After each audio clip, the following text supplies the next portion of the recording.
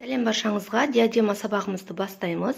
Сіздерге берілген осындай лекалды пайдалана отырып, фетрға бірінші осылай сызып қиып аламыз. Мұнда фетрға сызған кезде мына түзу сызықты ескеріңіздер. Бір жағын осылай сызсаңыз, екінші жағын қойған кезде міндетті түрде осы түзу сызық сақталынуы керек. Мынандай болып қалмай, осыған тура сәйкестендіріліп сызылады. Осыны қиып аламыз фетрдан, және де кейін осы лекалды велюр матасына, яғни велюрдің түгі төмен қарап тұруы қажет. 2 рет сызамыз, тура осылай.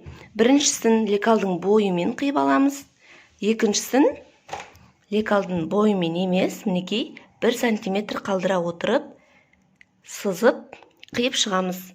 Матадан қандай бөлікте, мысал үшінге сызған болсаңыздар, тура сондай бөлікте, мінекей, паутинкадан да қиып аламыз. Бұл жерде ең басты ескерте кететін жайт, мінекей, паутинкаңыз матадан асып кетпеу керек. Сәл ғана 1 сантиметр жетпей тұру керек. Бірақтан да мына жердегі астындағы лекалдың сызығын жауып тұратындай болуы қажет. Мінекей, сызылған матамыз бен паутинканы бір-біріне үтіктеу үшін бізге осындай жылтыр, бір жақ беті жылтыр, жабыспайтын, яғни мынау менде оракылдың қағазы, артындағы қағазы. Осындай қағаз немесе өте майлы пергамент қағазын пайдаланамыз. Барлығын жиегіне дұрыстап қойып аламыз, осылай реттеп. Және де оның бетіне қағазды қоямыз, майлы жақ бетін қоямыз, жабыспайтын.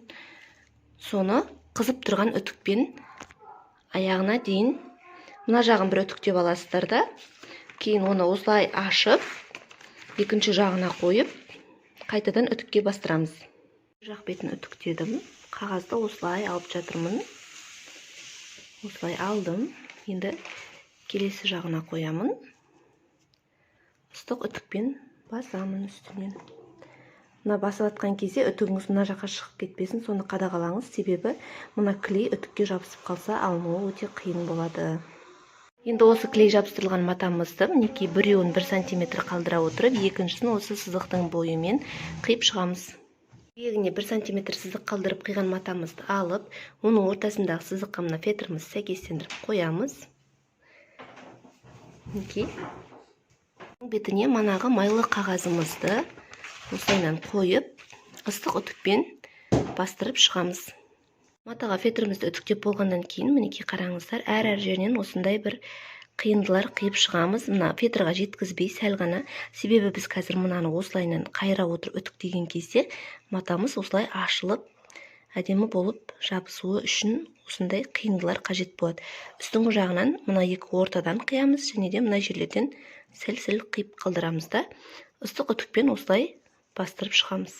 Неге мына тұсқа келген кезде бізде мына жері артық, оны осылай қиып тастаймыз.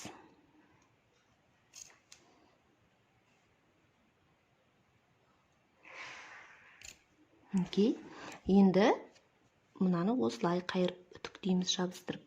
Мына жағынан да тура сондай, мына артық тұрған бөлікті осылайынан қиып тастап, мынаны кейін былай қайырамыз, оны да артығын қиып тастап, ең соңынан барып мына жағын былай қайыратын боламыз. Мінекей, барлығын үтіктеген кезде осындай болып, аккуратны болып шықты. Енді біз екінші матамызды, манағы лекалдың бойымен қиған матамызды осыған сәйкестендіреміз, яғни бұның асты да клей. Сондықтан біз бұны осылай шет-шетінің барлығын әдемілеп қойып аламыз да, бұның бетіне міндетті түрде хб матасын қойып барып үтікке бастырамыз. Үтікке бастырдық, диадемамыздың арты осылай жабысты. Все сыртқы беті. Келесі этап бізде диадеманы безендіру болып табылады. Осындай ою салғыларыңыз келсе, ең алдымен мынау бізде үтіктелінетін, артында клейі бар ою. Бұны үтіктеу үшін манағыдай бетіне хб матасын қойып барып үтікке бастырамыз. Сол кезде мынау осылай жабысады. Жабысқаннан кейін міндетті түрде осы оюдың бойымен тігіп шығамыз. Сол кезде біздің жұмысымыз аккуратны болып шығады. Кейін маған бұл ою қазір қажет емес, мен оюмен безендірмеймін. Кейін біз осы диадемамызға осындай липушка тігетін боламыз. Бізде липушканың мынау сол жағында үстіңгі бетіне тіксек, яғни оң жағында астыңғы бетіне тігетін боламыз. Немесе мына жақта оң жағында үстіне тіксек, сол жағында липушканы астыңғы жағына тігеміз. Себебі ол айналып келіп бір-бірін жауып тұруы үшін осындай техникамен тігіледі. Липушканың ұзындығы менде 6, ені 2,5 см. 5 см қылып алсаңыздар да болады. Мінекей біздің диадемамыздың артындағы липушкасы осылай тігілді. Бұл бізде баланың бас өлшеміне қарай ұзартылып қысқартылады. Ендігі кезекте біз осындай төбесіне үкі тағатын жерін жасайтын боламыз. Ол үшін бізге осындай фетрдан ені 2 см, ұзындығы 2 см, ені 0,5 болатын осындай фетр қиып аламыз. Және де оны осы центріне туралап қоямыз да, екі жағынан тігіп шығамыз, закрепка беріп.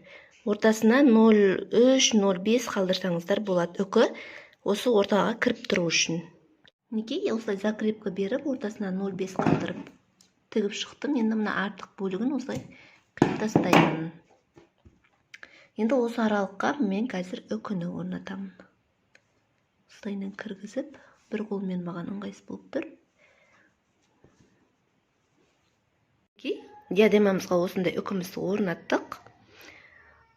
Енді бұл диадеманы қалауларыңыз бойынша кез келген тастармен тігіп сәндесеңіздер болады. Осымен біздің диадемамыз дайын.